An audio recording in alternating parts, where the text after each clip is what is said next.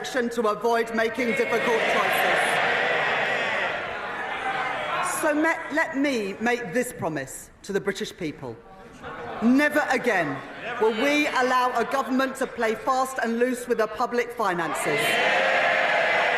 And never again will we allow a government to hide the true state of our public finances from our independent forecaster. That's why today I can confirm that we will implement in full the 10 recommendations from the Independent Office for Budget Responsibilities Review. But the country has inherited not just broken public finances, but broken public services too. The British people can see and they can feel that guys, I'll be right in their with you. everyday lives.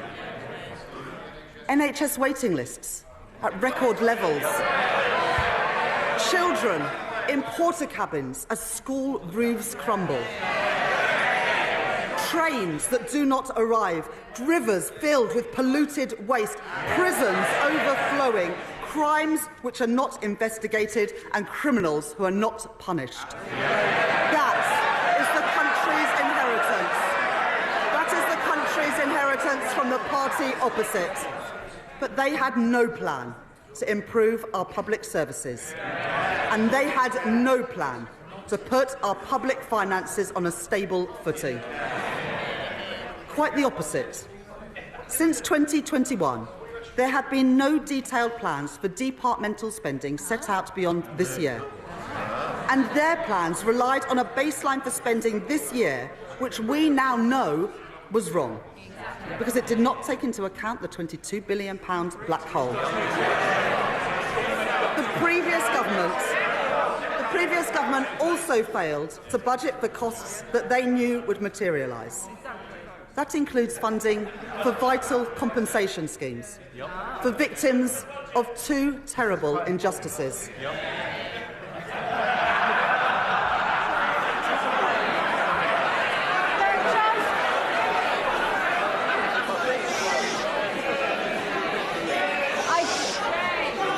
I just mentioned respecting colleagues. The public are watching. They want to hear what the Chancellor has to say. Simmer down. I would politely suggest that honourable members listen to this, because it includes funding for vital compensation schemes for victims of two terrible injustices: the infected blood scandal and the Post Office Horizon scandal. The Leader of the Opposition rightly made an unequivocal apology for the injustice of the infected blood scandal on behalf of the British state. But he did not budget for the costs of compensation. Today, for the very first time, we will provide specific funding to compensate those infected and those affected in full.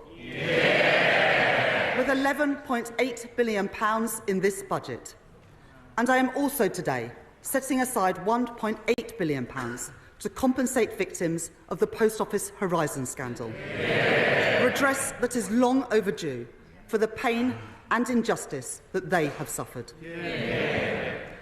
Madam Deputy Speaker, the leadership campaign for the party opposite has now been going on for over 3 months. But in all that time, not one single apology for what they did to our country. Because the Conservative Party has not changed.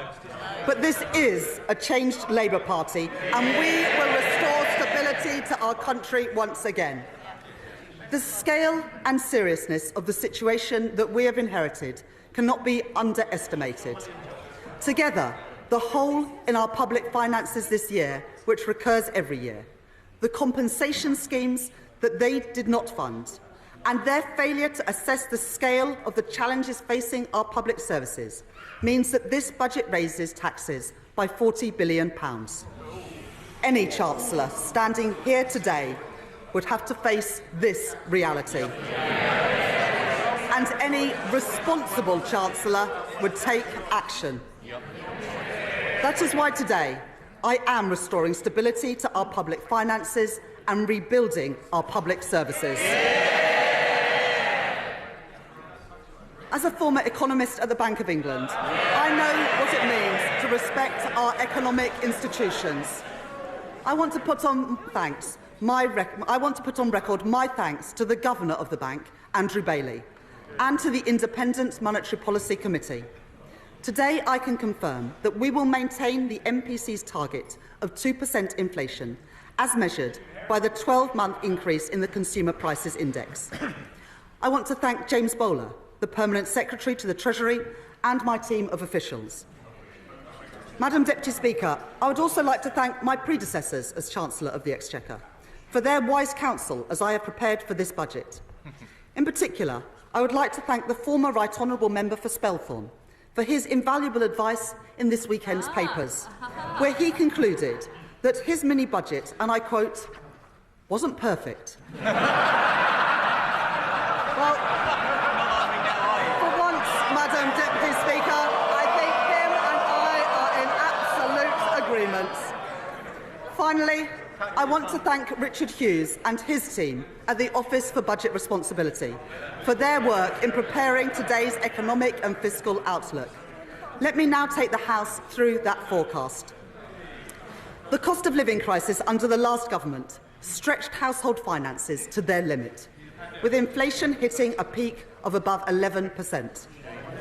Today, the OBR say that CPI inflation will average 2.5% this year, 2.6% in 2025, then 2.3% in 2026, 2.1% in 2027, 2.1% in 2028 and 2.0% in 2029. Next, I move on to economic growth. Today's budget marks an end to short-termism. So I am pleased that for the first time, the OBR have published not only 5-year growth forecasts, but a detailed assessment of the growth impacts of our policies over the next decade too. And the new Charter for Budget Responsibility, which I am publishing today, confirms that this will become a permanent feature of our framework. The OBR forecast that real GDP growth will be 1.1% in 2024, 2.0% in 2025, 1.8% in 2026, 1.5% in 2027, 1.5% in 2028 and 1.6% in 2029. And the OBR are clear. This budget will permanently increase the supply capacity of the economy, boosting long-term growth. Every budget, it might sound shocking to them, but this government is boosting long-term economic growth. Every budget that I deliver will be focused on our mission to grow the economy. And underpinning that mission are the 7 key pillars of our growth strategy, developed and delivered alongside business, all driven forward by our excellent Financial Secretary to the Treasury. First, and most important, is to restore economic stability. That is my focus today.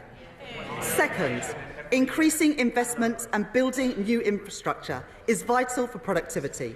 So we are catalysing £70 billion of investment through our National Wealth Fund. And we are transforming our planning rules to get Britain building again.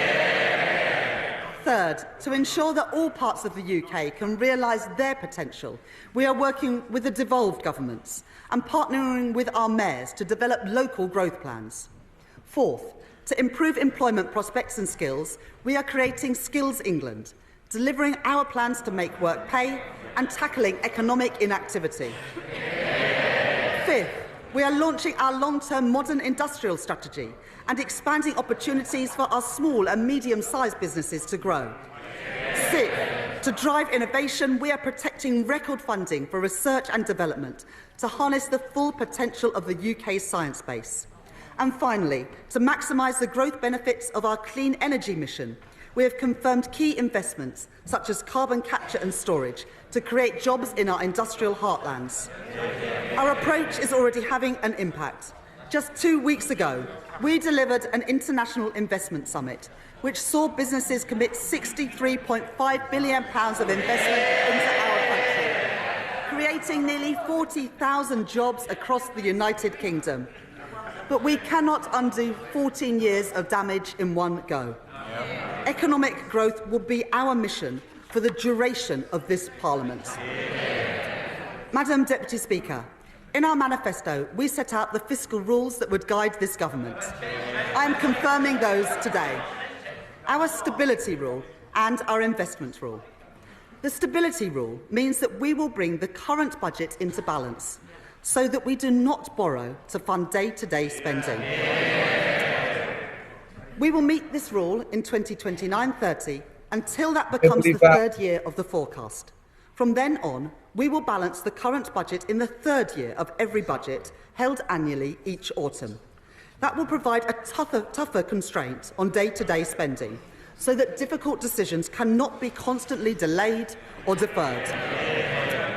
The OBR say that the current budget will be in deficit by £26.2 billion in 2025-26 and £5.2 billion in 2026-27, before moving into surplus of £10.9 billion in 2027-28, £9.3 billion in 2028-29 and £9.9 billion in 2029-30, meeting our stability rule 2 years early.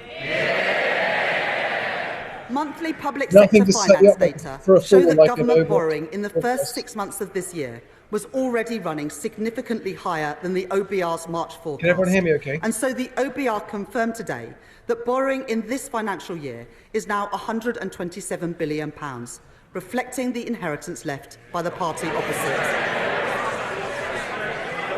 The increase in the net cash requirement in 2024-25 is lower than the increase in borrowing, at £22.3 billion higher than the spring forecast. Because of the action that we are taking, borrowing falls from 4.5% of GDP this year to 2.1% of GDP by the end of the forecast. Public sector net borrowing will be £105.6 billion in 2025-26, £88.5 billion in 2026-27, £72.2 billion in 2027-28, £71.9 billion in 2028-29 and £70.6 billion in 2029-2030.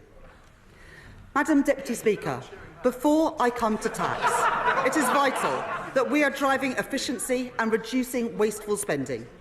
In July, to begin delivering and dealing with our inheritance, I made £5.5 billion of savings this year.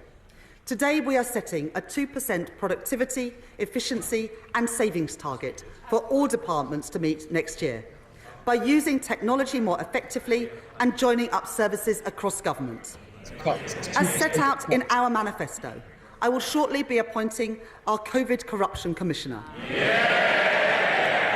They will lead our work to uncover those companies that used a national emergency to line their own pockets, because that money belongs in our public services and taxpayers want that money back. Wow. And I can confirm today that David Goldstone has been appointed as the chair of the new Office for Value for Money to help us realise the benefits from every pound of public spending. Today, I am also taking 3 steps to ensure that welfare spending is more sustainable. First, we inherited the last government's plans to reform the work capability assessment. We will deliver those savings as part of our fundamental reforms to the health and disabilities benefit system that my right honourable friend, the Work and Pensions Secretary, will bring forward. Second, I can today announce a crackdown on fraud in our welfare system, often the work of criminal gangs.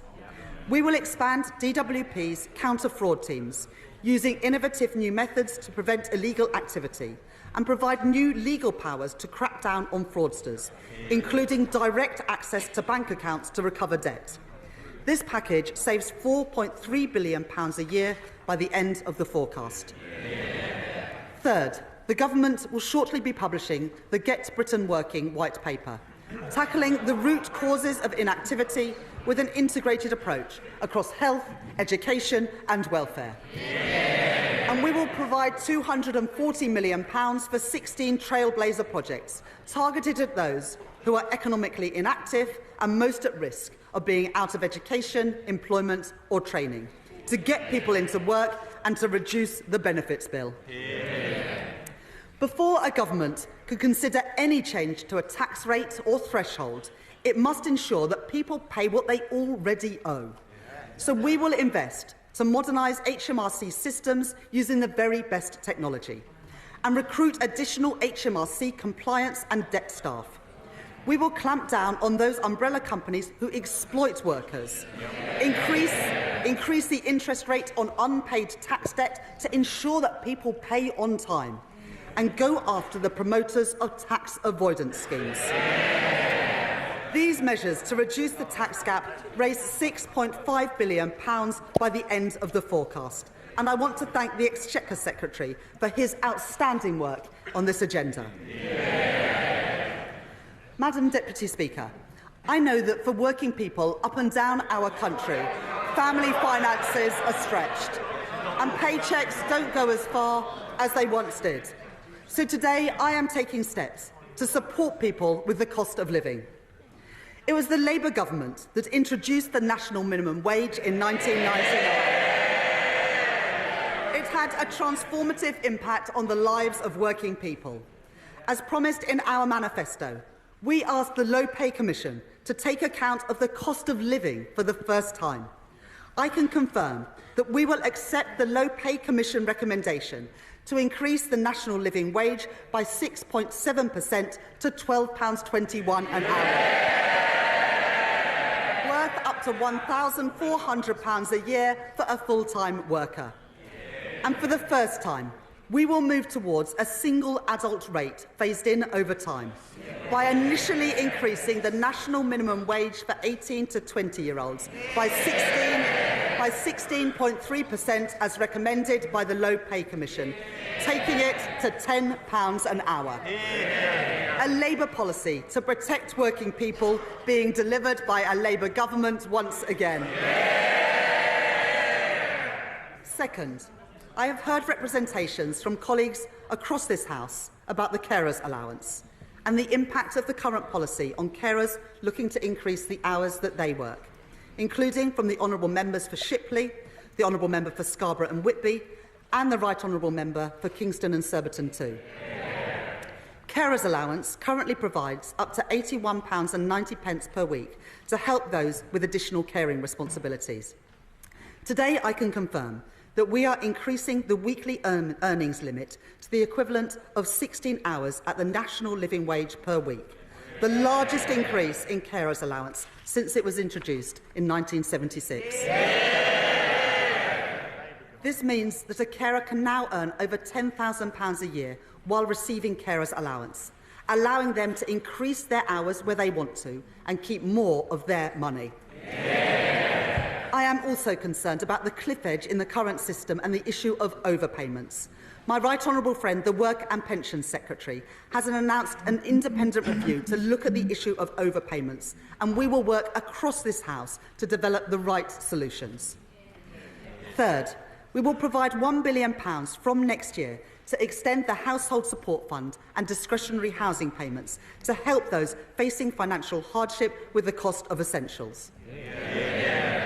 Fourth, having heard representations from the Joseph Rowntree Foundation, Trussell and others to reduce the level of debt repayments that can be taken from a household's universal credit payment each month by reducing it from 25% to 15% of their standard allowance.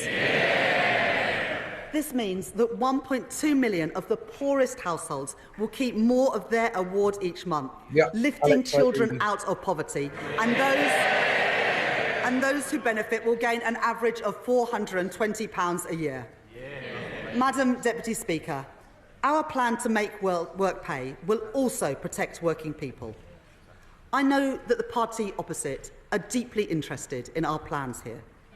Having seen their colleagues repeatedly dismissed at short notice, I know that they are worried about their future under the Right Honourable Member for North West Essex. So they should rest easy, knowing that our plan will protect working people from unfair dismissal. It will safeguard them from bullying in the workplace. And it will improve their access to paternity and maternity leave. I hope that the new Shadow Cabinet will soon be grateful for these increased protections at work. It is right that we protect those who have worked all their lives. In our manifesto, we promised to transfer the Investment Reserve Fund in the Mine Workers' Pension Scheme to members. And I have listened closely to my honourable friends for Easington, Doncaster Central, Blaenau Gwent and Ayr, Carrick and Cumnock on this issue. Today, we are keeping our promise so that working people who powered our country receive the fair pension that they are owed. Our manifesto committed to the triple lock, meaning spending on the state pension is forecast to rise by over £31 billion by 2029-30 to ensure that our pensioners are protected in their retirement. This commitment means that while working age benefits will be uprated in line with CPI at 1.7%, the basic and new state pension will be uprated by 4.1% in 2025-26. This means that over 12 million pensioners will gain up to £470 next year, up to £275 more than if uprated by inflation. The pension credit standard minimum guarantee will also rise by 4.1%, from around £11,400 per year to around £11,850 a year for a single pensioner.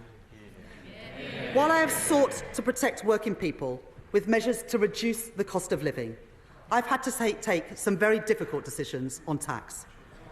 I want to set out my approach to fuel duty. Baked into the numbers that I inherited from the previous government is an assumption that fuel duty will rise by RPI next year and that the temporary 5p cut will be reversed. To retain the 5p cut and to freeze fuel duty again would cost over £3 billion next year. At a time when the fiscal position is so difficult, I have to be frank with the House that this is a substantial commitment to make.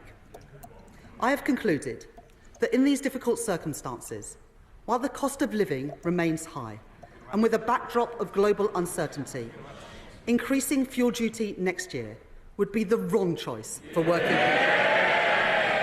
It would mean fuel duty rising by 7p per litre. So I have decided today to freeze fuel duty next year, and I will maintain the existing 5p cut for another year. It's a massive relief.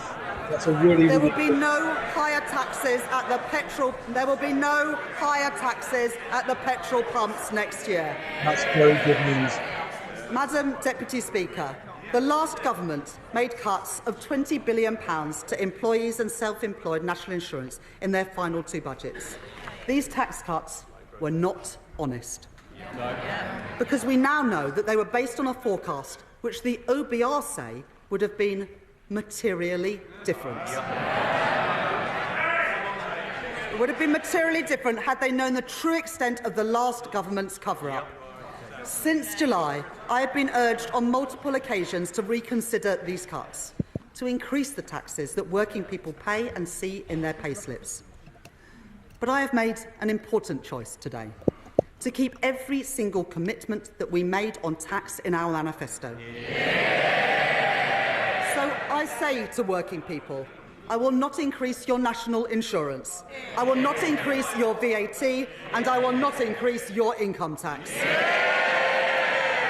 Working people will not see higher taxes in their payslips as a result of the choices that I am making today. That is a promise made and a promise fulfilled. But any responsible Chancellor would need to make difficult decisions today, to raise the revenues required to fund our public services and to restore economic stability. So in today's budget, I am announcing an increase in employers' national insurance contributions. We will increase the rate of employers' national insurance by 1.2 percentage points to 15% from April 2025.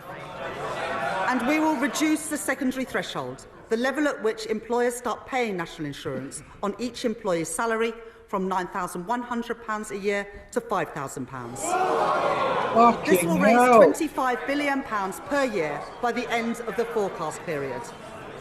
I know that this is a difficult choice. I do not take this decision lightly.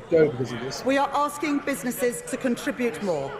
And I know that there will be impacts of this measure felt beyond businesses too, as the OBR have set out today.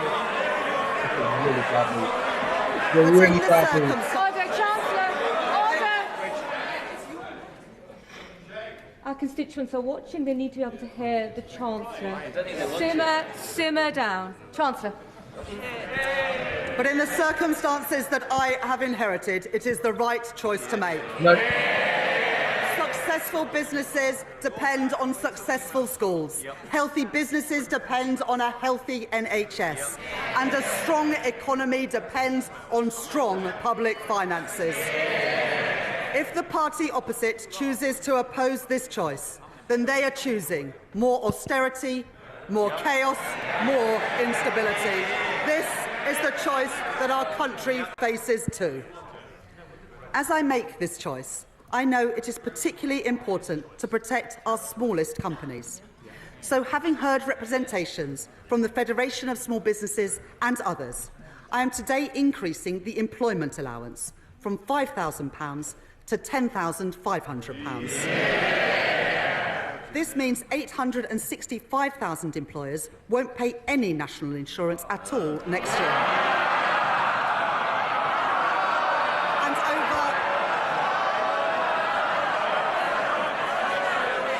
And over 1 million will pay the same or less than they did previously.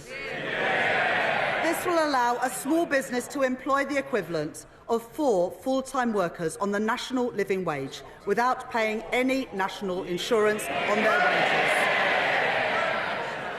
Madam Deputy Speaker, let me now come to capital gains tax.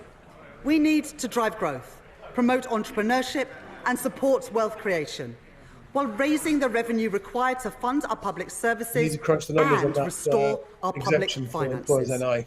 Today, we will increase the lower rate of capital gains tax from 10 to 18% and the higher rate from 20 to 24%, while maintaining the rates of capital gains tax on residential property at 18 and 24% too. This means the UK will still have the lowest capital gains tax rate of any European G7 economy. Wow. Alongside these changes to the headline rates of capital gains tax, we are maintaining the lifetime limit for business asset disposal relief at £1 million to encourage entrepreneurs to invest in their businesses. Business asset disposal relief will remain at 10% this year before rising to 14% in April 2025 and to 18% from 2026-27, maintaining a significant gap compared to the higher rate of capital gains tax. Together, the OBR say that these measures will raise £2.5 billion by the end of the forecast. In a sign of this government's commitment to supporting growth and entrepreneurship, we have already extended the Enterprise Investment Scheme and the Venture Capital Trust schemes to 2035. And we will continue to work with leading entrepreneurs and venture capital firms to ensure that our policies support a positive environment for entrepreneurship in the UK. Next, inheritance tax. No improvements there. Only 6% of estates will pay inheritance tax this year. I understand the strongly held desire to pass down savings to children and grandchildren. That was a shit sandwich. So I am taking a balanced approach in my package today. First, the previous government froze inheritance tax thresholds until 2028. I will extend that freeze for a further 2 years until 2030. That means the first £325,000 of any estate can be inherited tax-free, rising to £500,000 if the estate includes a residence passed to direct descendants, and £1 million when a tax-free allowance is passed to a surviving spouse or civil partner. Second, we will close the loophole created by the previous government, made even bigger when the lifetime allowance was abolished, by bringing inherited pensions into inheritance tax from April 2027. Finally, we will reform agricultural property relief and business property relief. From April 2026, the first £1 million of combined business and agricultural assets will continue to attract no inheritance tax at all. But for assets over £1 million, inheritance tax will apply with a 50% relief, at an effective rate of 20%. This will ensure that we continue to protect small family farms and with three-quarters of claims unaffected by these changes. I can also announce that we will apply a 50% relief in all circumstances on inheritance tax for shares on the alternative investment market and other similar markets, setting the effective rate of tax at 20%. There's a lot to Taken together, these measures raise over £2 billion by the final year of the forecast. It's all increases. Next, I can confirm that the Government will renew the tobacco duty escalator for the remainder of this Parliament at RPI plus 2%. Increase duty by a further 10% on hand-rolling tobacco this year, introduce a flat rate duty on all vaping liquid from October 2026, alongside an additional one-off increase in tobacco duty to maintain the incentive to give up smoking. And we will increase the soft drinks industry levy to account for inflation since it was introduced, as well as increasing the duty in line with CPI each year going forward. These measures will raise nearly £1 billion per year by the end of the forecast period. Madam Deputy Speaker, we want to support the take-up of electric vehicles, so I will maintain the incentives for electric vehicles in company car tax from 2028 and increase the differential between fully electric and other vehicles in the first-year rates of vehicle excise duty from April 2025. These measures will raise around £400 million by the end of the forecast period. Every measure Madam Deputy Speaker, let me update the House on our plans for air passenger duty. And I can see the right honourable gentleman's ears have pricked up. Air passenger duty has not kept up with inflation in recent years, so we are introducing an adjustment, meaning an increase of no more than £2 for an economy-class short-haul flight. But I am taking a different approach when it comes to private jets.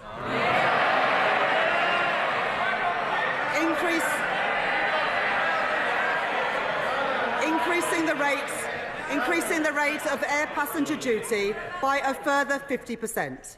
That is equivalent to £450 per passenger for a private jet to, say, California? Madam Deputy Speaker, let us now turn to our high street businesses. I know for them a major source of concern is business rates. From 2026-27, we intend to introduce two permanently lower tax rates for retail, hospitality and leisure properties, which make up the backbone of our high streets across the country. And it is our intention that it is paid for by a higher multiplier for the most valuable properties. But the previous government created a cliff edge next year as temporary reliefs end. So I will today provide 40% relief on business rates for the retail, hospitality and leisure industry in 2025-26, up to a cap of £110,000 per business. Alongside this, the small business tax multiplier will be frozen next year. Next, I can confirm that alcohol duty rates on non-draft products will increase in line with RPI from February next year. But nearly two-thirds of alcoholic drinks sold in pubs are served on draft. So today, instead of uprating these products in line with inflation, I am cutting draft duty by 1.7%.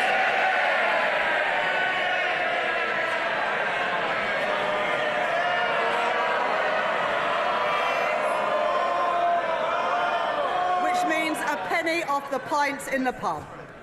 Alongside the changes I am making today, I am publishing a corporate tax roadmap, providing the business certainty called for by the CBI, the British Chambers of Commerce and the Institute for Directors. This confirms our commitment to cap the rate of corporation tax at 25%, the lowest in the G7, for the duration of this Parliament, while maintaining full expensing and the £1 million annual investment allowance, and keeping the current rates of research and development relief to drive innovation. Madam Deputy Speaker, in our manifesto, we made a number of commitments to raise funding for our public services. First, I have always said that if you make Britain your home, you should pay your taxes here too. So today I can confirm we will abolish the non-dom tax regime. And we will remove the outdated concept of domicile from the tax system from April 2025. We will introduce a new residence-based scheme with internationally competitive arrangements for those coming to the UK on a temporary basis, while closing the loopholes in the scheme designed by the party opposite. To further encourage investment into the UK, we will also extend the temporary repatriation relief to 3 years and expand its scope, bringing billions of pounds of new funds into Britain. The Independent Office for Budget Responsibility say that this package of measures will raise £12.7 billion over the next 5 years. Next, the fund management industry provides a vital contribution to our economy. But as our manifesto set out, there needs to be a fairer approach to the way that carried interest is taxed. So we will increase the capital gains rates on carried interest to 32% from April 2025. And from April 2026, we will deliver further reform to ensure that the specific rules for carried interest are simpler, fairer and better targeted. In our manifesto, we committed to reforming stamp duty land tax to raise revenues while supporting those buying their first home. We are increasing the stamp duty land tax surcharge for second homes, known as the higher rate for additional dwellings, by 2 percentage points to 5%, which will come into effect from tomorrow. This will support over 130,000 additional transactions from people buying their first home or moving home over the next 5 years. Next, we are committed to reform the energy profits levy on oil and gas companies. I can confirm today that we will increase the rate of the levy to 38%, which will now expire in March 2030, and we will remove the 29% investment allowance to ensure that the oil and gas industry can protect jobs and support our energy security. So we will maintain the 100% first-year allowances and the decarbonisation allowances too. Finally, 94% of children in the UK attend state schools. To provide the highest quality of support and teaching that they deserve, we will introduce VAT on private school fees from January 2025. And we will shortly introduce legislation to remove their business rates relief from April 2025 Doesn't help anybody. We said in our manifesto that these changes, alongside our measures to tackle tax avoidance, would bring in £8.5 billion in the final year of the forecast. I can confirm today that they will in fact raise over £9 billion to support our public services and restore our public finances. That is a promise made and a promise fulfilled. Madam Deputy Speaker, I have one final decision to take on tax today. The previous government froze income tax and national insurance thresholds in 2021, and then they did so again after the mini-budget. Extending their threshold freeze for a further 2 years raises billions of pounds, money to deal with the black hole in our public finances and repair our public services. Having considered this issue closely, I have come to the conclusion that extending the threshold freeze would hurt working people. Yes. It would take more money out of their payslips. I am keeping every single promise on tax that I made in our manifesto. So there will be no extension of the freeze in income tax and national insurance thresholds beyond the decisions by the previous government. From 2028-29, personal tax thresholds will be uprated in line with inflation once again. Yeah, but that's 3 more years of When it comes to choices on tax, this government chooses to protect working people every single time. Income tax has been frozen for 3 more years. Madam Deputy Speaker, these are the choices I have made to restore economic stability and to protect working people. The next choice I make is to begin to repair our public services. In recent months, we have conducted the first phase of the spending review to set departmental budgets for 2024-25 and 2025-26. And I want to thank my right honourable friend, the Chief Secretary to the Treasury, for his tireless work with colleagues from across government. Because I have taken difficult decisions on tax today, I am able to provide an injection of immediate funding over the next 2 years to stabilise and to support our public services. The next phase of the spending review will report in late spring, and I have set the overall envelope today. Day-to-day spending from 2024-25 onwards will grow by 1.5% in real terms. And today, departmental spending, including capital spending, will grow by 1.7% in real terms. At the election, we promised there would be no return to austerity. Today, we deliver on that promise. But given the scale of the challenge that we are facing in our public services, that means there will still be difficult choices in the next phase of the spending review. Just as we cannot tax and spend our way to prosperity, nor can we simply spend our way to better public services. So we will deliver a new approach to public service reform, using technology to improve public services and taking a zero-based approach so that taxpayers' money is spent as effectively as possible, and so we focus on delivering our key priorities. In the first phase of the spending review, I have prioritised day-to-day funding to deliver on our manifesto commitments. I want every child to have the very best start in life, and the best possible start to the school day too. And I know my right honourable friend, the Education Secretary, shares my ambition. So I am today tripling investment in breakfast clubs to fund them in thousands of schools. I am increasing the core schools budget by £2.3 billion next year to support our pledge to hire thousands more teachers into key subjects. So that our young people can develop the skills that they need for the future, I am providing an additional £300 million for further education. And finally, this government is committed to reforming special educational needs provision to improve outcomes for our most vulnerable children and to ensure that the system is financially sustainable. To support that work, I am today providing a £1 billion uplift in funding, a 6% real terms increase from this year. There is no more important job for government than to keep our country safe, and we are conducting a strategic defence review to be published next year. And as set out in our manifesto, we will set a path to spending 2.5% of GDP on defence at a future fiscal event.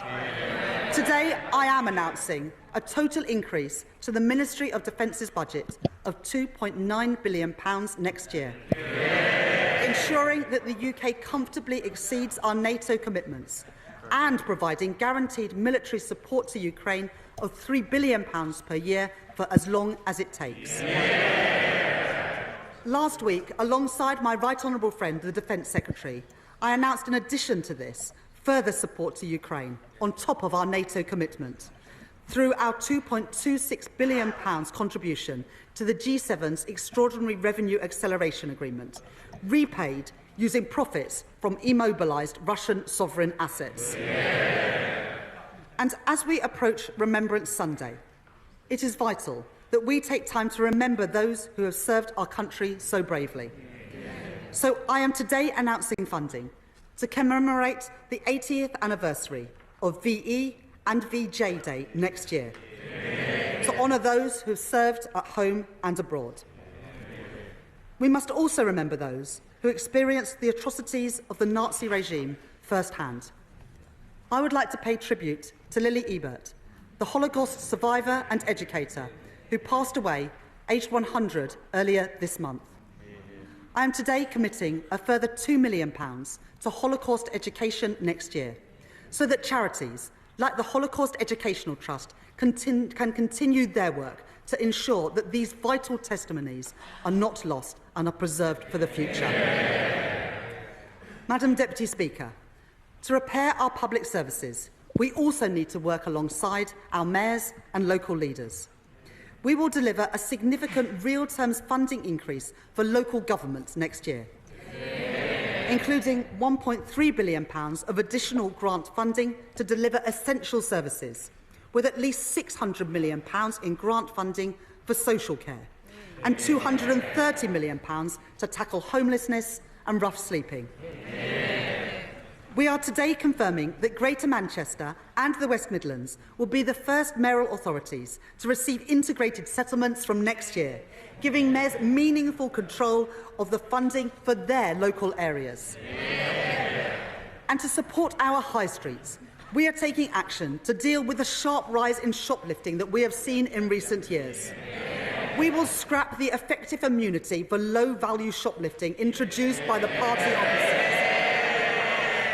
And having listened closely to organisations like the British Retail Consortium and the trade union USDOR, I am providing additional funding to crack down on the organised gangs which target retailers and to provide more training to our police officers and retailers to stop shoplifting in its tracks. Finally, I am today providing funding to support public services and drive growth across Scotland, Wales and Northern Ireland. Having discussed the matter with the First Minister of Wales, Eluned Morgan, and my honourable friends for Llanelli and Pontypridd, I am today providing £25 million to the Welsh Government next year for the maintenance of coal tips to ensure that we keep our communities safe. And to support growth, including in our rural areas, we will proceed with city and growth deals in Northern Ireland, in Causeway Coast and Glens, and the Mid-South West. And we will drive growth in Scotland, a key priority for Scottish Labour and our leader Anna Sawar, including with a city and growth deal in Argyll and Bute. This budget provides the devolved governments with the largest real terms funding settlements since devolution, delivering an additional £3.4 billion to the Scottish Government through the Barnett formula. Funding which must now be used effectively in Scotland to deliver the public services that the people of Scotland deserve. This budget also provides £1.7 billion to the Welsh Government and £1.5 billion to the Northern Ireland Executive in 2025-26. I said that there would be no return to austerity, and that is the choice that I have made today. Madam Deputy Speaker, to rebuild our country, we need to increase investment. The UK lags behind every other G7 country when it comes to business investment as a share of our economy. That matters. It means the UK has fallen behind in the race for new jobs, new industries and new technology. By restoring economic stability, and by establishing the National Wealth Fund to catalyse private funding, we have begun to create the conditions that businesses need to invest. But there is also a significant role for public investment. For too long, we have seen Conservative chancellors cut investment and raid capital budgets to plug gaps in day-to-day spending. The result is clear for all to see. Hospitals without the equipment they need. School buildings not fit for our children. A desperate lack of affordable housing. Economic growth held back at every turn. Under the plans I inherited, public investment was set to fall from 2.5% to 1.7% of GDP. But in Washington last week, the International Monetary Fund were clear. More public investment is badly needed in the UK. So having listened to the case made by the former Governor of the Bank of England, Mark Carney, former Treasury Minister Jim O'Neill, and the former Cabinet Secretary Gus O'Donnell, among others, I am confirming our investment rule. As set out in our manifesto, we will target debt falling as a share of the economy. Debt will be defined as public sector net financial liabilities, or net financial debt for short, a metric that has been measured by the Office for National Statistics since 2016 and forecast by the Office for Budget Responsibility since that date too. Net financial debt recognises that government investment delivers returns for taxpayers. By counting not just the liabilities on a government's balance sheet, but the financial assets too. This means that we count the benefits of that investment, not just the costs. And we free up our institutions to invest, just as they do in Germany, France and Japan. Like our stability rule, our investment rule will apply in 2029-2030 until that becomes the third year of the forecast.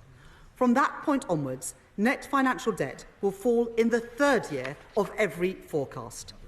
Today, the OBR say that we are already meeting our target 2 years early, with net financial debt falling by 2027-28, with £15.7 billion of headroom in the final year. So that we drive the right incentives in government investments, we will introduce 4 key guardrails to ensure capital spending is good value for money and drives growth in our economy. First, our portfolio of new financial investments will be delivered by expert bodies like the National Wealth Fund, which must, by default, earn a rate of return at least as large as that on gilts. Second, we will strengthen the role of institutions to improve infrastructure delivery. Third, we will improve certainty, setting capital budgets for 5 years and extending them at every spending review every 2 years. Finally, we will ensure that there is greater transparency for capital spending, with robust annual reporting of financial investments based on accounts audited by the National Audit Office and made available to the Office for Budget Responsibility at every forecast. Taken together with our stability rule, these fiscal rules will ensure that our public finances are on a firm footing, while enabling us to invest prudently alongside business. The capital plans that I now set out to drive growth across our country and repair the fabric of our nation are only possible because of our investment rule. Let me set out those investment plans. Today, we are confirming our plans to capitalise the National Wealth Fund to invest in the industries of the future, from gigafactories to ports to green hydrogen. Building on these investments, my right honourable friend, the Business Secretary, is driving forward our modern industrial strategy. Working with businesses and organisations like Make UK to set out the sectors with the biggest growth potential. Today, we are confirming multi-year funding commitments for these areas of our economy, including nearly £1 billion for the aerospace sector to fund vital research and development, building on our industry in the East Midlands, the South West and in Scotland. Over £2 billion for the automotive sector to support our electric vehicle industry and develop our manufacturing base, building on our strengths in the North East and the West Midlands. And up to £520 million for a new Life Sciences Innovative Manufacturing Fund. For our world-leading creative industries, we will legislate to provide additional tax relief for visual effect costs in TV and film. And we are providing £25 million for the North East Combined Authority, which they plan to use to remediate the Crown Works studio site in Sunderland, creating 8,000 new jobs. To unlock these growth industries of the future, we will protect government investment in research and development with more than £20 billion worth of funding. This includes at least £6.1 billion to protect core research funding for areas like engineering, biotechnology and medical science. Through Research England, other research councils and the national academies. We will extend the Innovation Accelerators programme in Glasgow, in Manchester and in the West Midlands. And with over £500 million of funding next year, my right honourable friend, the Science, Technology and Innovation Secretary, will continue to drive progress in improving reliable, fast broadband and mobile coverage across our country, including in rural areas. We committed in our manifesto to build 1.5 million homes over the course of this Parliament. And my right honourable friend, the Deputy Prime Minister, is driving that work forward across government. Today, I am providing over £5 billion of government investment to deliver our plans on housing next year. We will increase the Affordable Homes programme to £3.1 billion, delivering thousands of new homes. We will provide £3 billion worth of support in guarantees to boost the supply of homes and support our small house builders.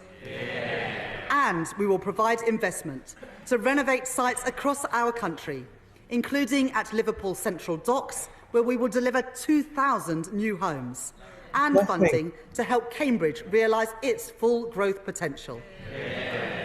Alongside this investment, we will put the right policies in place to increase the supply of affordable housing. Having heard representations from local authorities, social housing providers and from Shelter, I can today confirm that the government will reduce right-to-buy discounts and local authorities will be able to retain the full receipts from any sales of social housing so that we can reinvest them back into the housing stock and into new supply. By doing this, we will give more people a safe, secure and affordable place to live. We're not going to do that. We will provide stability to social housing providers with a social housing rent settlement of CPI plus 1% for the next 5 years. That's good. And we will deliver on our manifesto commitment to hire hundreds of new planning officers to get Britain building again. We will also make progress on our commitment to accelerate the remediation of homes following the findings of the Grenfell inquiry, with £1 billion of investment to remove dangerous cladding next year. The last government made a number of promises on transport, but it failed to fund them. Working with my right honourable friend, the Transport Secretary, I am changing that. We are today securing the delivery of the Transpennine upgrades to connect York, Leeds, Huddersfield and Manchester. Delivering fully electric local and regional services between Manchester and Staley Bridge by the end of this year. With a further electrification of services between Church Fenton and York by 2026. To help grow our economy across the north of England with faster and more reliable services. We will deliver East-West Rail to drive growth between Oxford, Milton Keynes and Cambridge, with the first services running between Oxford, Bletchley and Milton Keynes next year, and trains between Oxford and Bedford running from 2030. We are delivering railway schemes which improve journeys for people across our country, including upgrades at Bradford Forster Square Station, improving capacity at Manchester Victoria and electrifying the Wigan to Bolton line. My right honourable friend, the Transport Secretary, has also set out a plan for how to get a grip of HS2. Today, we are securing delivery of the project between Old Oak Common and Birmingham, and we are committing the funding required to begin tunnelling work to London Euston Station. This will catalyse private investment into the local area, delivering jobs and growth. I am also funding significant improvements to our roads network. For too long, potholes have been an all too visible reminder of our failure to invest as a nation. Today, that changes, with £500 million increase in road maintenance budgets next year, more than delivering on our manifesto commitment to fix an additional 1 million potholes each year. We will provide over £650 million of local transport funding to improve connections across our country, in towns like Crewe and Grimsby, and in our villages and rural areas from Cornwall to Cumbria. And while the previous government's policy was for the bus fare cap to end this December, we understand how important bus services are for our communities. And so we will extend the cap for a further year, setting it at £3 until December 2025. Finally, we will deliver £1.3 billion of funding to improve connectivity in our city regions, funding projects like the Brierley Hill Metro extension in the West Midlands, the renewal of Sheffield Supertram, and the West Yorkshire Mass Transit, including in Bradford and Leeds. Madam Deputy Speaker, to bring new jobs to Britain and to drive growth across our country, we are delivering our mission to make Britain a clean energy superpower, led by my right honourable friend, the Energy Secretary. Earlier this month, we announced a significant multi-year investment between government and business into carbon capture and storage, creating 4,000 jobs across Merseyside and Teesside. Today, I am providing funding for 11 new green hydrogen projects across England, Scotland and Wales.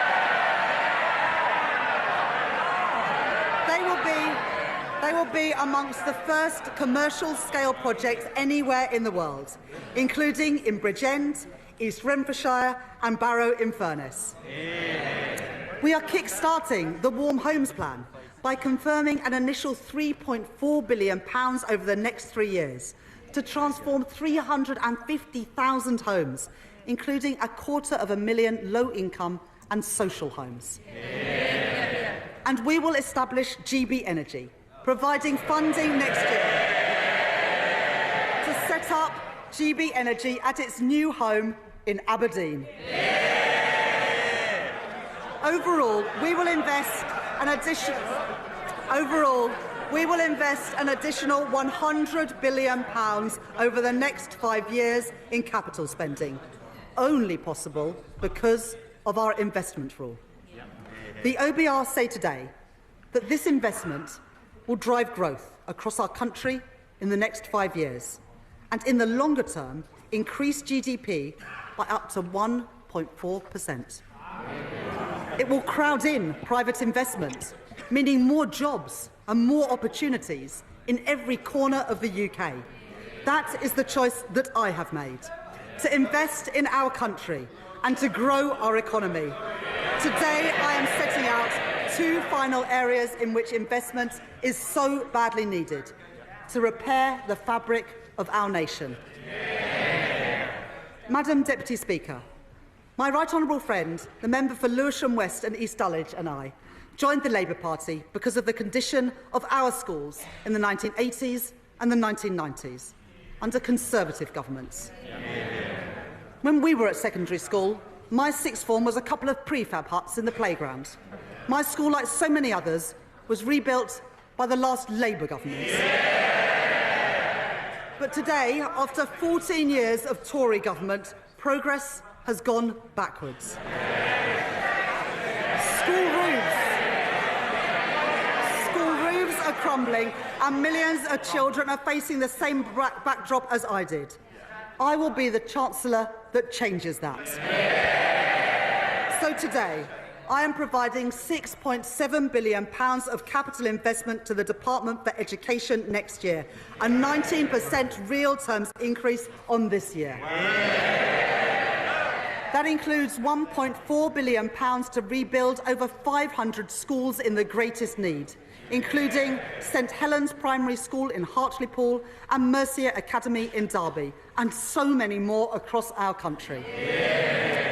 And we will provide £2.1 billion more to improve school maintenance, £300 million more than this year, ensuring that all our children can learn somewhere safe, including dealing with RAC-affected schools in the constituencies of my right honourable friends for Watford, Stourbridge, Hyndburn and beyond.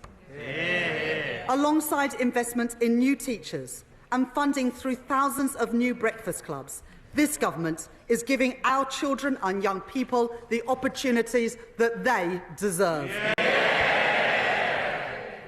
Madam Deputy Speaker, I come to our most cherished public service of all, our NHS. My right honourable friend, the Health Secretary, is beginning to repair the damage of the last 14 years. In our first week in office, he commissioned an independent report into the state of our health service by Lord Darzi. Its conclusions were damning. While our NHS staff do a remarkable job, and we thank them for it, it is clear that in so many areas, we are moving in the wrong direction. 100,000 infants waited over 6 hours in A&E last year. 350,000 people are waiting a year for mental health support. Cancer deaths here are higher than in other countries. It is simply unforgivable. In the spring, we will publish a 10-year plan for the NHS to deliver a shift from hospital to community, from analogue to digital, and from sickness to prevention. Today, we are announcing a down payment on that plan to enable the NHS to deliver 2% productivity growth next year. These reforms are vital, but we should be honest. The state of the NHS that we have inherited after, and I quote Lord Darzi, the most austere decade since the NHS was founded, means that reform must come alongside investment.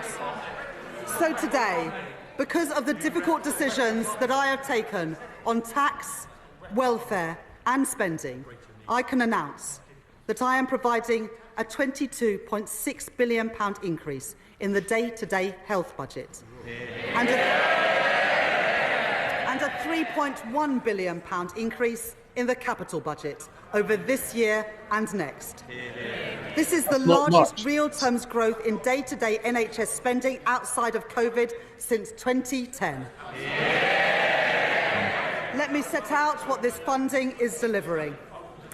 Many NHS buildings have been left in a state of disrepair. So we will provide £1 billion of health capital investment next year to address the backlog of repairs and upgrades across our NHS.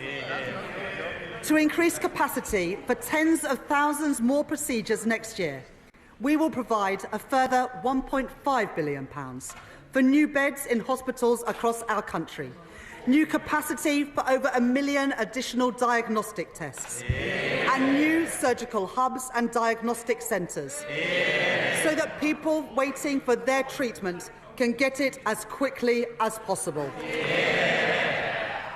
My right honourable friend, the Health Secretary, will be setting out further details of his review into the new hospital programme in the coming weeks and publishing in the new year.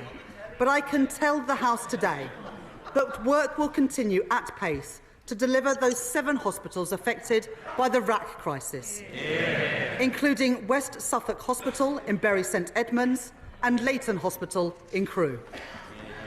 And finally, because of this record injection of funding, because of the thousands of additional beds that we have secured, and because of the reforms that we are delivering in our NHS, we can now begin to bring waiting lists down more quickly and move towards our target for waiting times to be no longer than 18 weeks. By delivering on our manifesto commitment for 40,000 extra hospital appointments a week, that is the difference that this Labour government is making. Madam Deputy Speaker, the choices I have made today are the right choices for our country. You don't get to decide that, we do. To restore stability to our public finances, to protect working people, to fix our NHS, and to rebuild Britain. That doesn't mean these choices are easy, but they are responsible. If the party opposite disagrees with the choices that I have made, then they must answer. What choices would they make? We're about to find out. I suspect Jenny Hunt will tell you. Would they again choose the path of irresponsibility? irresponsibility, the path taken by Liz Truss, and ignore the problems in our public finances altogether. If that is their choice, they should say so. But let me be clear. If they disagree with my choices on tax, then they would not be able to protect working people. If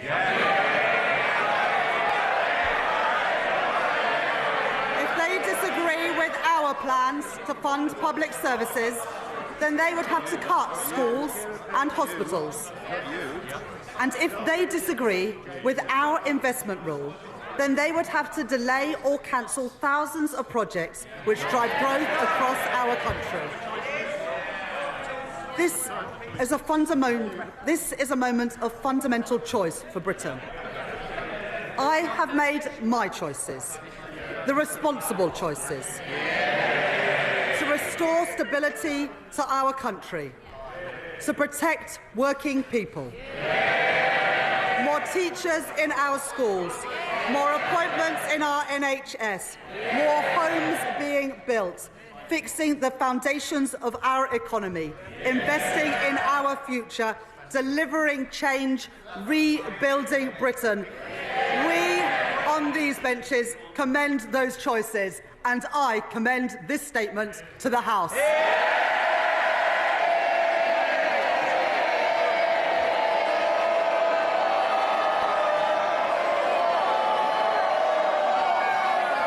Well, let's see what Jeremy Hunt has to say.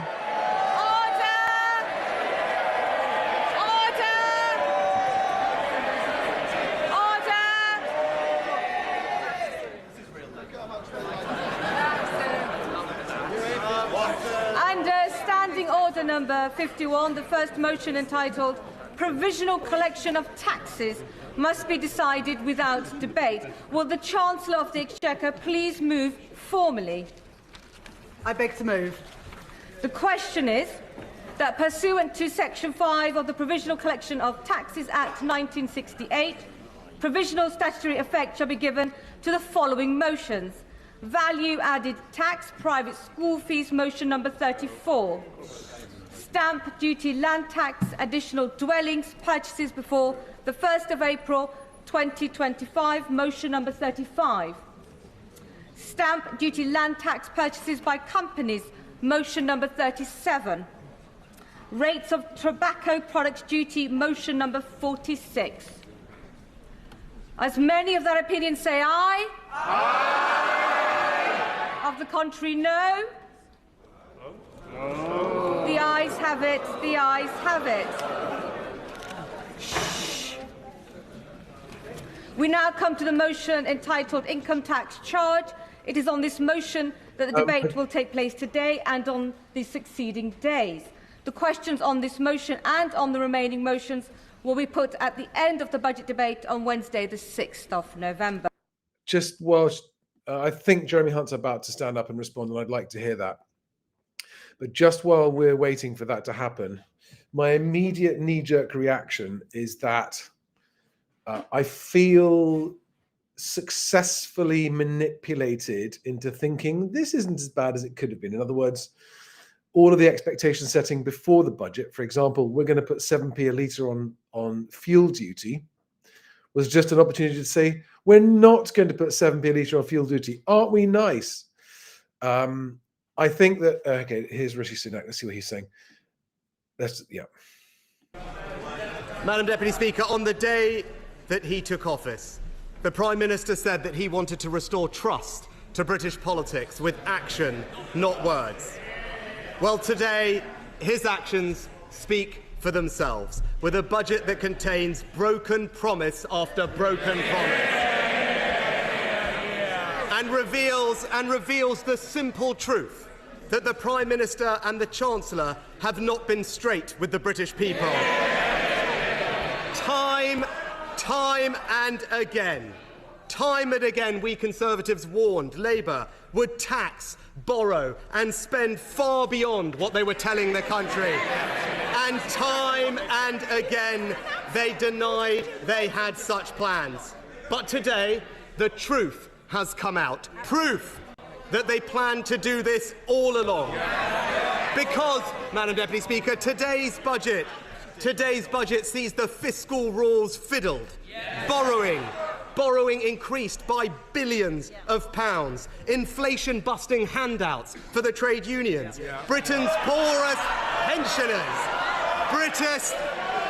Britain's poorest... Order! Just as we respected the Chancellor and heard her speak, we will hear the Leader of the Opposition. Speaker.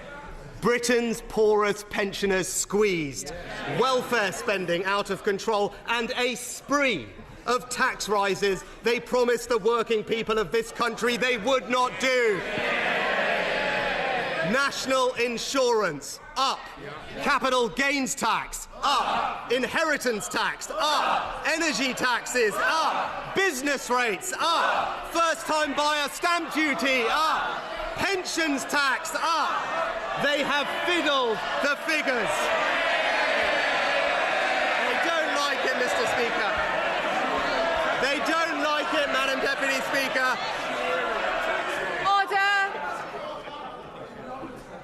The public will also want to hear what the Leader of the Opposition has to say. And shouting whilst I can see you will mean that you will not be called to speak later on. Simmer. They don't like it, but this is the truth. They have fiddled the figures. They have raised tax to record levels. They have broken their promises, and it is the working people of this country that are going to pay the price. Now, Madam Deputy Speaker, the Chancellor and Prime Minister have tried to say that they had no choice. But be in no doubt, their misleading claims about the state of the economy are nothing but a cynical political device. Today's situation is a world away from the genuinely bleak legacy that we Conservatives inherited from the last Labour government. Borrowing. The Chancellor forgot to point out, borrowing £1 in every 4 that they spent. Debt rising every year and unemployment at 8%. Now, I understand the Chancellor's shameless political motivations, why it suits her to cook up a false justification for her agenda. But today, the OBR has, in fact, declined to back up her claims of a fictional £22 billion black hole. It actually appears nowhere in their report, Madam Deputy Speaker. And it is deeply, deeply disappointing that she has sought to politicise the independent OBR that should be above party politics.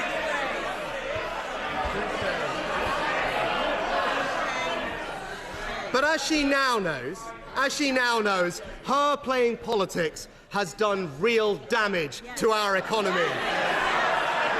She talked about being a Bank of England economist. Well, as the Bank of England's former chief economist has said, Labour's approach has generated fear and foreboding and uncertainty amongst consumers, businesses and investors. The rhetoric of this Chancellor and this Prime Minister damaging the British economy for political purposes. Now, you only need to look at the facts to see that the Chancellor's claims about her economic inheritance are nonsense. Labour inherited an economy with inflation back at its 2% target, mortgage rates being cut and unemployment low. And, Madam Deputy Speaker, when we left office, the United Kingdom was the fastest growing advanced economy in the world. And when it comes to the public finances, not once has the Chancellor acknowledged that we took the right decision to spend £500 billion to protect the British people from the impact of COVID and Putin's war. And let me remind you, not only did the party opposite support all those interventions, they wanted us to go even further, Madam Deputy Speaker. And when I made the tough choices to fix the public finances afterwards, the Prime Minister and Chancellor opportunistically opposed me every step of the way. So I will take no lectures from those two about difficult decisions. But because of those decisions that we made, the Chancellor inherited lower borrowing than France, America, Italy and Japan, and the second lowest debt in the entire G7. So which way you look at it, Labour's claims about their inheritance are purely ludicrous. These are her choices, so stop blaming everyone else and take responsibility for them. Yeah, good point. Very good point. Totally agree with that. They're her choices. Now, let me turn to the substance of those choices. During the election, the Chancellor repeatedly promised that her plans were fully funded. Only a few weeks ago, the Prime Minister said the budget would balance the books. But this budget does no such thing and reveals they have not been straight with the British people. I can see you, even when you're hiding behind another colleague. Yelling across the chamber is not on. The public and our constituents are watching. I know emotions are high, and I expect some noise, but have the confidence to shout closer, and I will definitely call you out. Leader of the Opposition. A few weeks ago, the Prime Minister said the budget would balance the books. But this budget does no such thing and reveals that they haven't been straight with the British people. Because today, the Chancellor has launched an enormous borrowing spree, saddling our children and grandchildren with billions upon billions pounds more debt, pushing up interest rates, leaving our economy more exposed to future shocks, and leading the OBR today to now forecast higher inflation in every year of the forecast. Yeah, that's true. And her decision to let borrowing rip make a total nonsense of her claims on the state of the public finances.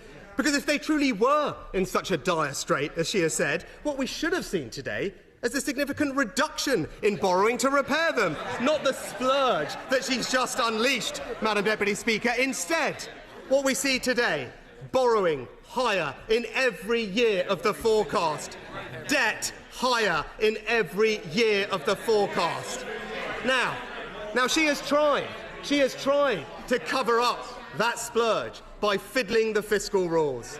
According to the Institute of Fiscal Studies, the new measure will not actually even be a constraint on the amount she can borrow. And it is hard to escape the suspicion, they say, that the government is attracted to this change by the fact that it would allow for significantly more borrowing without any need for tough choices elsewhere. Fiscal fiddling is what they have called it. And the Chancellor herself actually agrees, because she specifically told the British people she wouldn't change the debt target. Because, and I quote, she said, "I'm not going to fiddle the figures to get better results." But that is exactly what she has done. She has gone back on her word and fiddled the figures so that she can borrow billions more. Broken promise after broken promise, and working people will pay the price. Now, the reason the Chancellor has increased borrowing and increased taxes is because she has totally failed to grip public spending.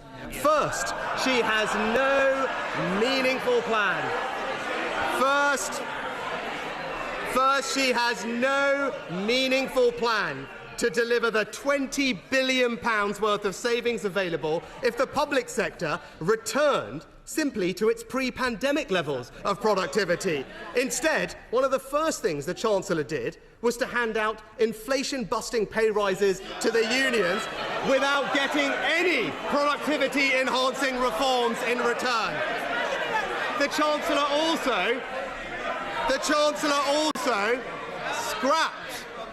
also scrapped her predecessor's plan to get the civil service back to its pre-pandemic numbers, she doesn't seem to think that the civil service can be reduced by a single person. And the Chancellor has no plan to control welfare spending. Yet if we simply got working-age welfare spending on people with a disability or health condition back to pre-COVID levels, that would free up £30 billion worth of savings.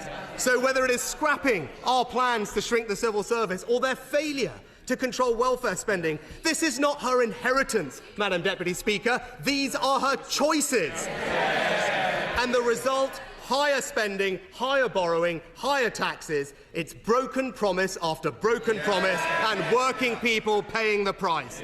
And Madam Deputy Speaker, let me turn next to growth and remind the Prime Minister and Chancellor that they did in fact inherit the fastest growing economy in the G7, and that is testament to the last government boosting investment by introducing full expensing, increasing the labour supply by expanding childcare, reforming welfare and cutting tax on work.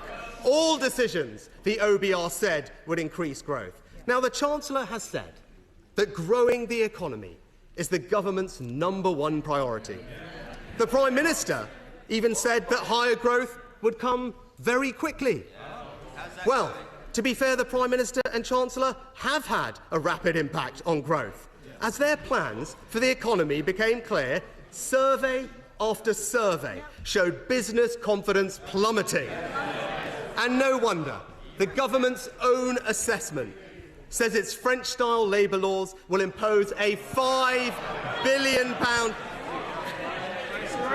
Well, they will be explaining it to the businesses in their constituency that their labour laws, by their own assessment, will impose a £5 billion direct cost on business, disproportionately hitting smaller businesses. And as business group after business group has pointed out, the tax rises on jobs and enterprise in today's budget will hobble growth. A poll tax on business is what they've called it.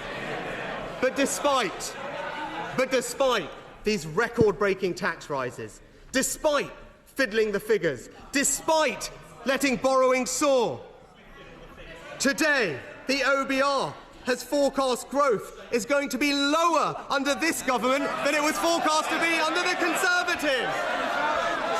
That's the change they have brought.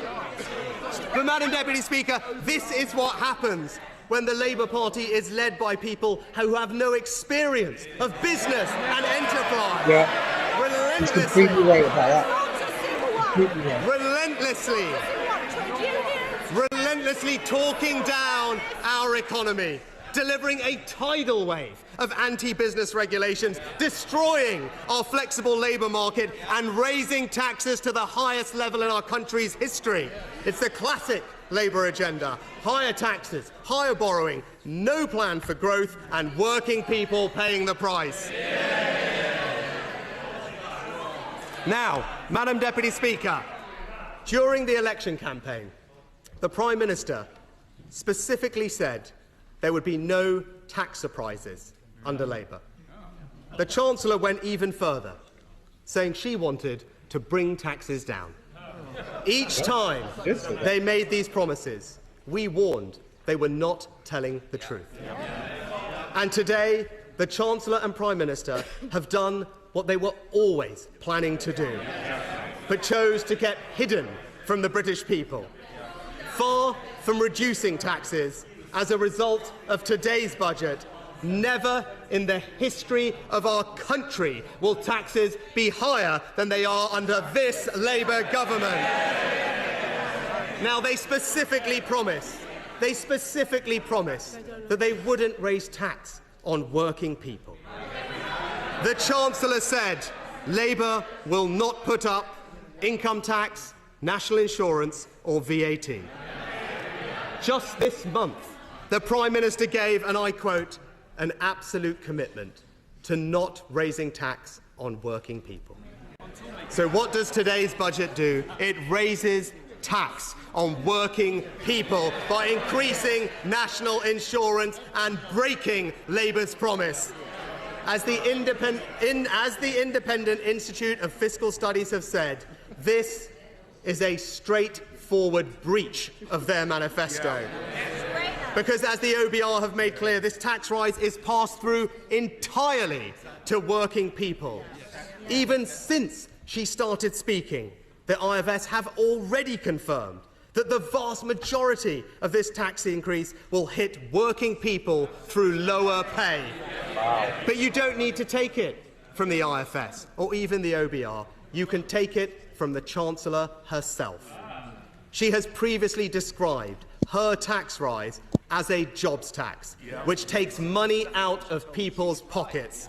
And not only that, Madam Deputy Speaker, the Chancellor also said the problem with national insurance is that it is a tax purely on people who go to work and those who employ them. So far from protecting working people, she is literally raising the only major tax that exclusively hits working people. But it doesn't stop there. Businesses on the British high street, your taxes are going up. Businesses investing in British energy, your taxes are going up. The small business owner looking to reap the rewards of years spent growing a business and creating jobs, your taxes are going up. The young couple saving to buy their first home, your taxes are going up. The family... Mr. Streeting, you promised me this morning. Let's try and keep our promises. Leader of the Well, I'm sure the front bench will explaining to the young couple and their constituency saving to buy their first home that their taxes are going up. To the family wanting to pass on their farm or their business to their children, your taxes are going up. The parents sacrificing to give their kids the best start in life, your taxes are going up. They're taxing your job.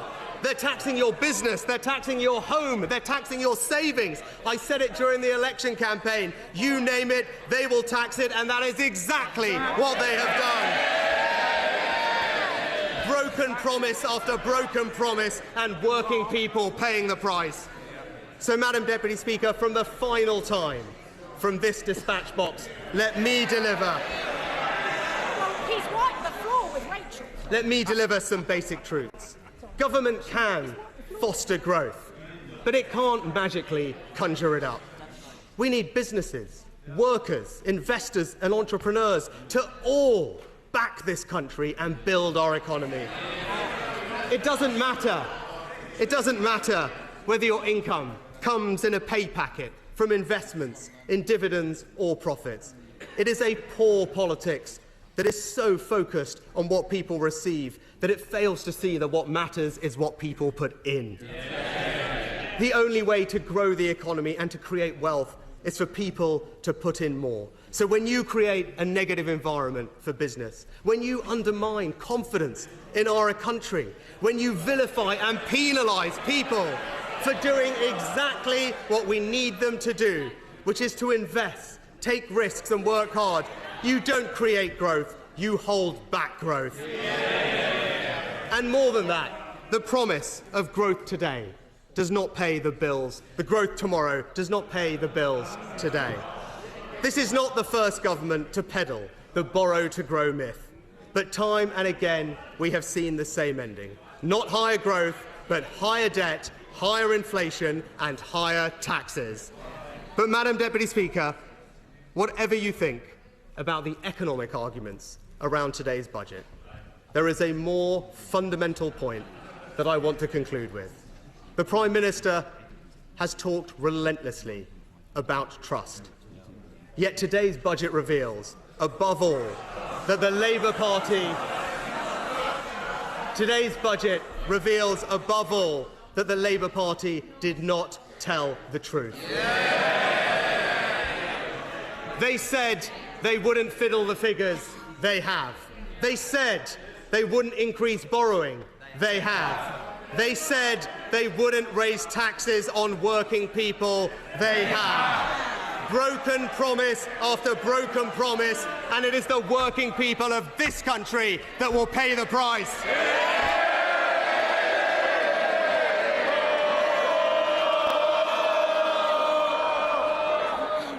Order. Order. Right. I call the Chair of the Treasury Select Committee, Dame Meg Hillier. All right.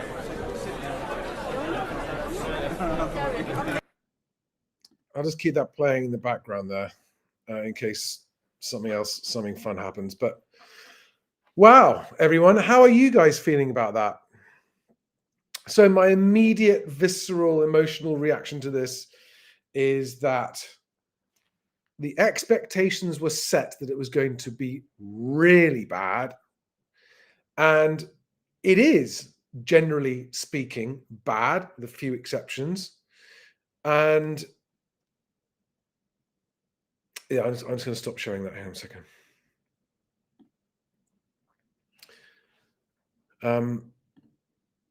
Oh, sorry.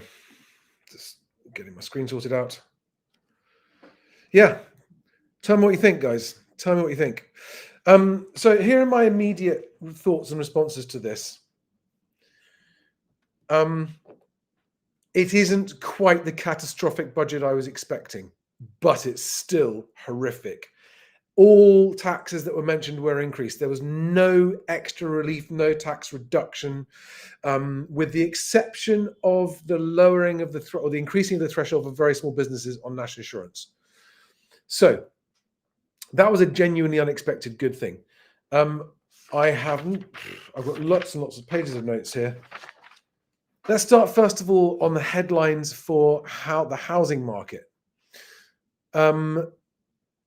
They are reducing the discounts available on right to buy. That is a good thing overall, although people who are planning on buying with a bigger discount will not now get such a big discount. So it's not great if you are someone who is planning to buy using right to buy. But for the market as a whole and for social housing as a whole, that's a good move. First time buyer stamp duty is going to be increasing on the 1st of April, not because of a decision made by Rachel Reeves today, other than she's decided to leave what was already planned to happen. So first-time buyer stamp duty thresholds were raised, making stamp duty costs lower for first-time buyers by the last government, and it was a temporary measure put in place to end on the 31st of March 2025. So that could have been extended, but it's not going to be extended. It's going to increase the tax being paid by first-time buyers. This will have the effect of, for first-time buyers who are already got an offer accepted and are trying to get the deal through before the 31st of March,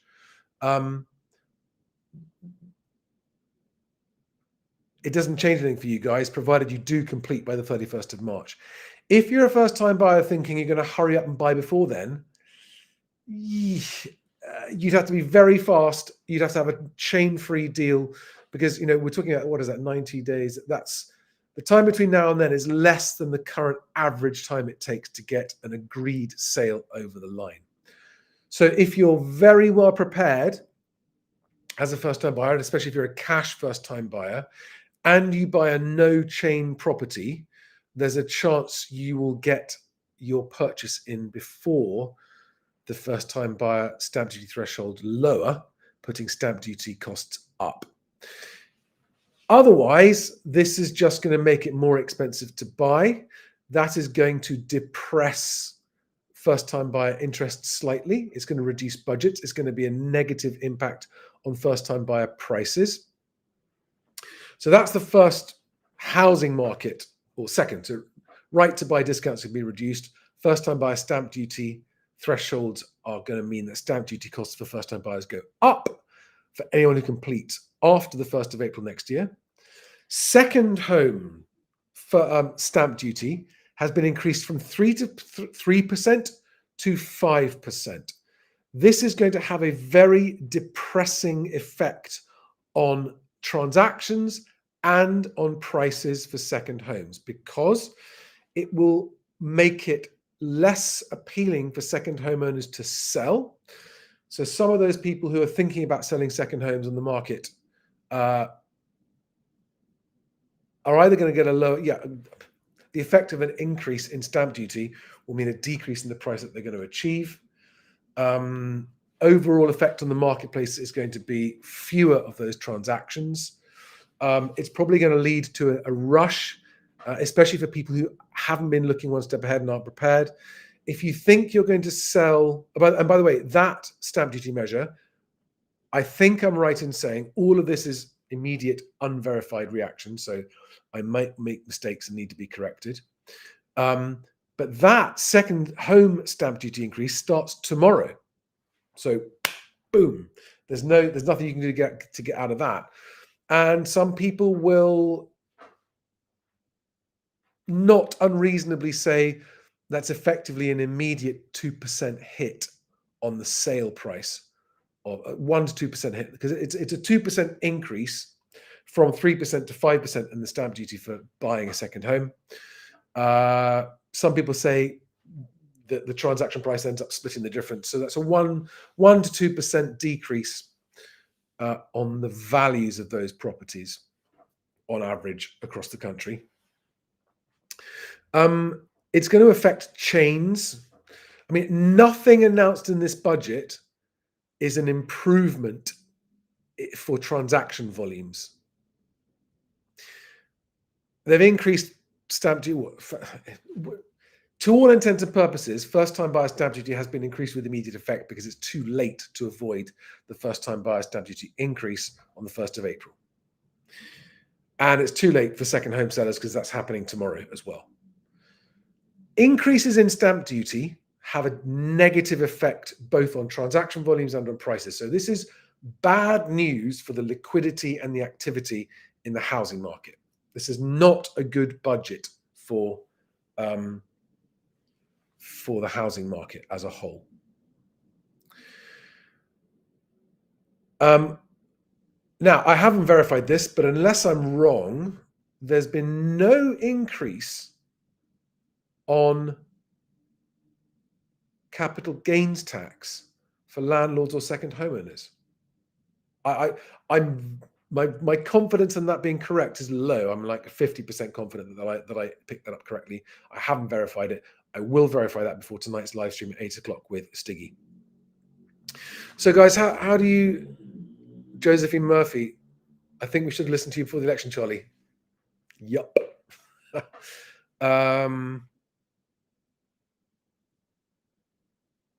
Yeah. Aldor Banner says, I think they have wound back some stuff back. I agree. If they put fuel duty up or income tax up, that would have caused a bit of a kickback. Now, on the rate cut, James Roberts asks, what about the next rate cut? So because the OBR's own forecast for inflation is that it's going to be higher next year, I think that reduces the chances of a rate cut this year. Could be wrong. I haven't seen the market's reaction to this yet.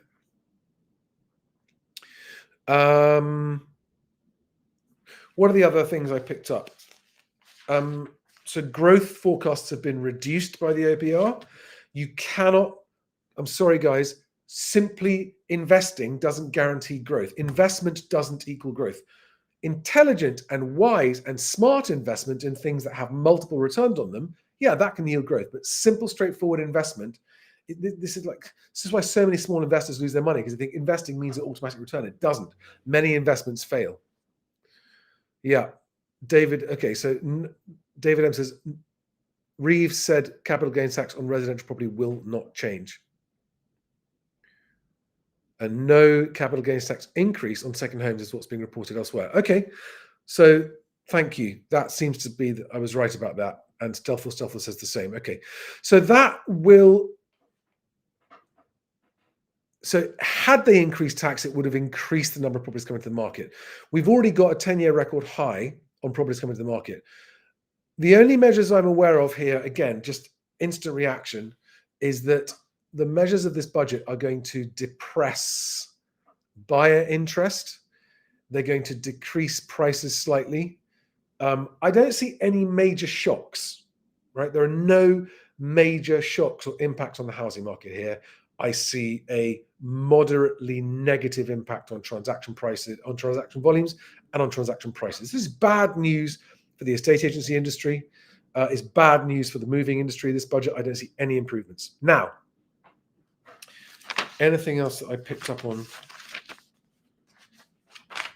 Inheritance tax.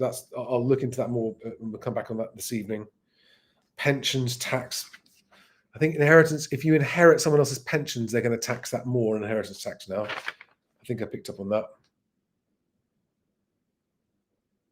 But yeah, 40%. 40 billion increase in taxes. So I actually think that the bigger, and again, knee-jerk reaction, unverified, unconsidered reaction. I think that notwithstanding the measures they put in place to protect the smallest businesses, I think that the combined cumulative effect of the changes, all the changes that are announced, are going to be to make smallish and medium businesses, it's going to be worse for you guys. Because your minimum wage bill is going to increase. Your employer's national insurance bill is going to increase substantially, up to 15%. That's painful. And I know, because I pay as an employer in this country and in another country, and I pay employers NI, the equivalent in both countries. It's a very painful tax to pay, all right? Because employees think that their salary cost to the employer is whatever their gross salary is. It's not. It's your salary plus, in this case, 15% is going to go up to for the employer, right? So if you're on 50 grand, the actual cost to your employer is £57,500 now, the true cost of your salary. And for businesses that are struggling and small to medium businesses that are finding the current climate difficult, this can only result in job losses, right? It can only result in job losses. So do we have any other reactions here? I had a couple of things I pinned. So James says, does that mean that now is a good time to sell? No, it's just got worse to sell. It would have been a good time to sell. As I've been saying all of this year, if you need to sell, don't wait. It's now going to be harder to sell. In my opinion, as a result of this budget, it's going to be harder to sell because stamp duty's gone up. And Lomax Media says, employers' national insurance gone up 1.2% to 15%. Surely I heard that wrong. No, you didn't. That's exactly what it is. That's exactly what it is.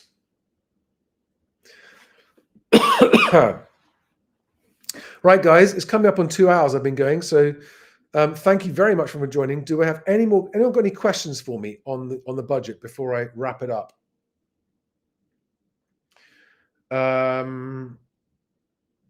James asks, won't the first-time buyers rush into the market to try and buy now without understanding that they're likely to be... I don't know. It depends on how well they inform themselves. If a first-time buyer rushes into the market now to try and buy before then the likelihood is they're going to overpay. If you rush in to buy, learn the lessons of what happened in the housing market during the pandemic.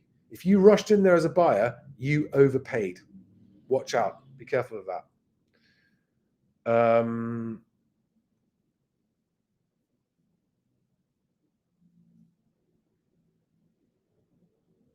Nick Jones asks, won't there be an increase in first-time buyers in cheaper areas as minimum wage is going up 7%?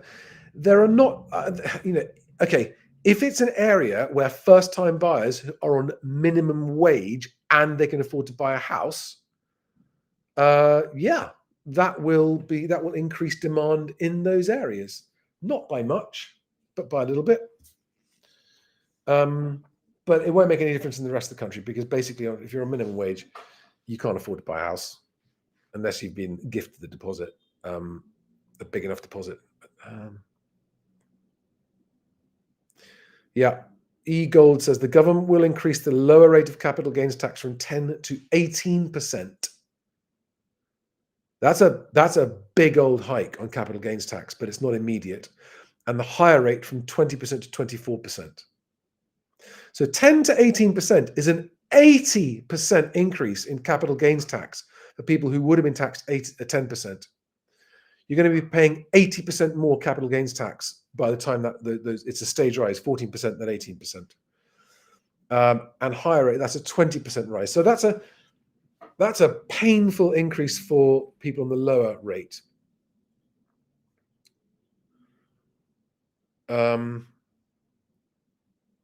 Yeah, Hoxton Hotspur says, can't in any way afford a house on minimum wage.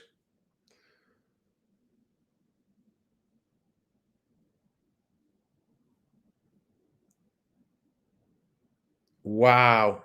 Tez, just been robbed another £3,000 due to exchange on second home next month. Yeah, there we are. That's an instant reaction and instant impact on people who are currently buying and haven't exchanged yet on buying a second home. Yeah, CGT on assets has gone up, but it excludes residential homes and properties, I think. No, the CGT change, Dad on Fire says immediate. I don't think so. I think the CGT change was the first step is April the 1st, 2025, and the second step, 2026, I think, from memory. Stealthful says, personally, I can live with 24% capital gain tax after hearing 35 to 45% figures. Again, gaslighting, get you afraid of a 35 to 45% figure, and then get you happy to accept a 20% increase on capital gains tax. Piecemeal, no need to rush as a buyer, as lots on the market or coming to the market. That is true.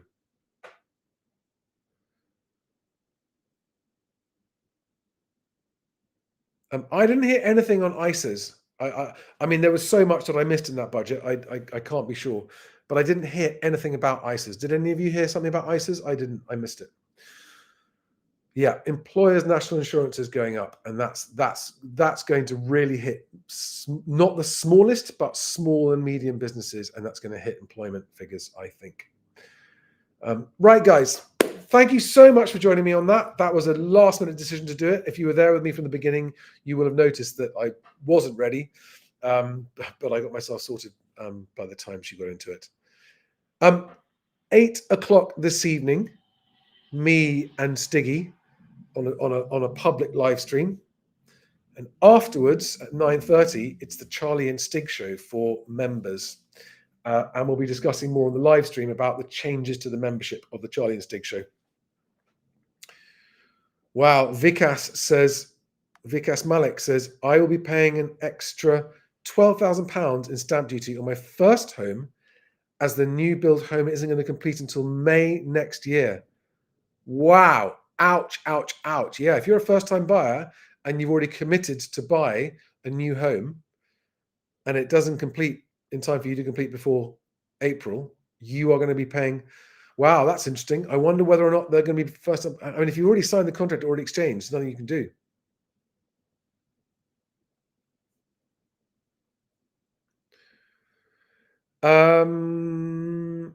Yeah, we'll discuss everything else later. Jackie Chandler, that's a good question. We'll cover that later on this evening. Yeah, no changes on ISAs. Right, guys, have a great rest of your day. It's 2:30 now. I will see you in 5.5 hours. For those of you who want to come and join me, I will have Stig in the house, sitting opposite me here at the table in person, and we'll be debriefing the budget in a bit more detail when we've had time to just absorb what's going on. Thanks, guys. Have a great rest of your day. See you on the next one. And if you want to join my Movers Club or the Charlie and Stig Club, the Charlie and Stig show, it is, wait, hang on, where is the link? I'll put it on screen now for you. Where is it? It's here. buymeacoffee.com/MHWC/membership if you want to join. See you guys later. Thanks a lot.